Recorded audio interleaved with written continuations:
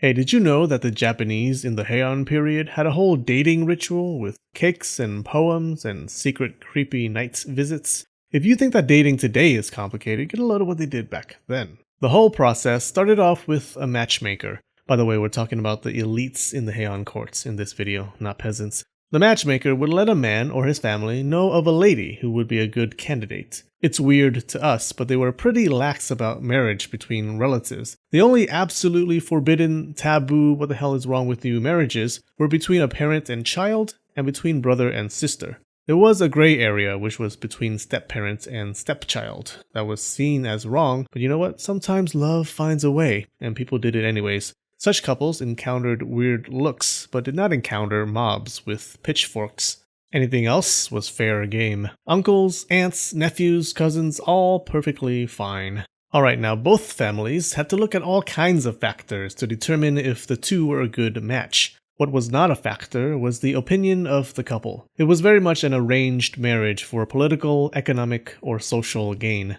The woman's family wanted a good husband who had good connections that would allow him to rise the ranks in court, preferably a husband who already had a high rank. The man's family wanted a sugar mama, a wife from a family that had enough wealth and resources to support him in his government career. Daughters actually became more valuable than sons. You could marry your daughter up into a family of much higher status. It was harder for your son to marry up because the bride's family usually wanted someone of a higher status than them, not some low-status loser. The Fujiwara famously married their daughters into the imperial family, allowing them control over the Heian court.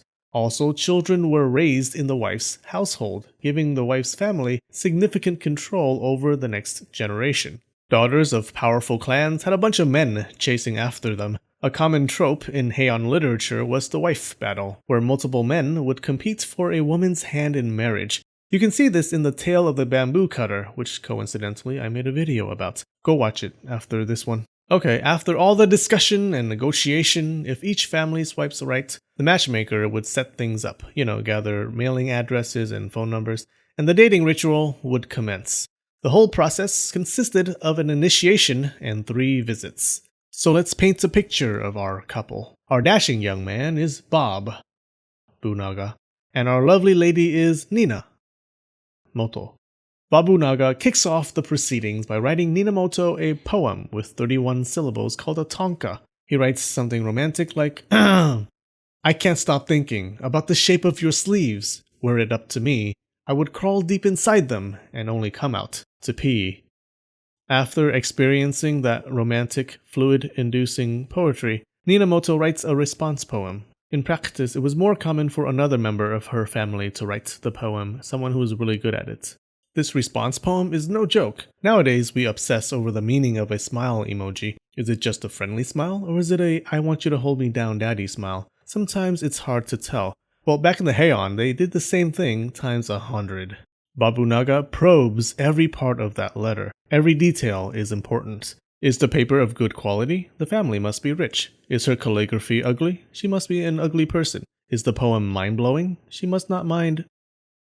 He goes through every inch of that letter like a detective, gathering clues about the mystery girl. If Babunaga finds something unspeakable, like an ink smudge, he'd ghost her and move on. But the poem is pretty good, so they make plans to secretly meet at her place at night. Let's call this the first visit, because that's what it is. Now, about these secret visits, the lady's family was not supposed to know about them, but in practice, the family knew. They just employed the waiter method, where they ignored the man creeping around their home while looking directly at him. So the first night, Babunaga creeps into Ninamoto's home and they sleep together. Oh, I guess they talk, too. He leaves early the next morning, as is customary. What happens next is critical. Ninamoto and her family wait in anticipation, and then let out a sigh when a messenger comes with the next morning letter from Babunaga. The letter contains the usual lovey-dovey stuff, but the fact that it exists means game on. Last night went well. Ninamoto's family even rewards the messenger with gifts and drinks, and Ninamoto replies with her own love letter. The next night, Babunaga visits again for a second skirmish under the sheets, and leaves much like the first night. More letters. On the third and most important night, Minamoto's family makes these rice cakes called miyako mochi and puts them in her room. People in the Heian got married without a big wedding or any legal paperwork. A couple was married if their friends and families recognized them as married. That's it. The couple did go through 2 small rituals, though. The rice cakes were to honor the Shinto gods Izanagi and Izanami, who were husband and wife, also brother and sister. Eating the cakes united the couple religiously, and the next morning the man could stay with the lady without worry. The second ritual was eating with the wife's family. Minamoto's family organizes a small feast and invites Babunaga and a few of his friends over. They don't invite Babunaga's parents. This occasion does not involve them. The public feast is the first time Babunaga meets his wife's family. And with that, the happy couple is officially married, and he can see her openly, no more creeping about. Now, if you saw the last video about the Heian seduction game, you may be wondering where that fits into this dating process, because that looked a lot different. Well, it's the difference between a one-night stand and dating. The former was for fun times, the latter was for a serious relationship that may lead to marriage. Of course, like today, there was overlap between the two. What started out as fun times could lead to something more serious, and then your life was over. Nah. Actually, that was how a lot of secondary marriages happened. They grew from something less serious. Marriages to secondary wives had a similar dating ritual, but those happened over long periods of time instead of just 3 nights. Whoa, we passed 50,000 subscribers. Jeez, I can't believe how much the channel has grown. Thank you so much for all your support. I couldn't have done it without you, literally. And you guys write such nice comments. There's actually a lot of work that goes on behind the scenes. Your comments keep me going. They're really important. I read all of them, and I try to respond to as many as I can. I want to respond to all of them, but it's impossible. I hope you understand that.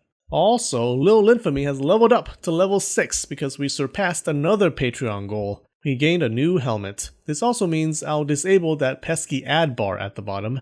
Alright, we have a new Emperor patron, Erin Moriarty, child of Professor Moriarty. Welcome, Erin.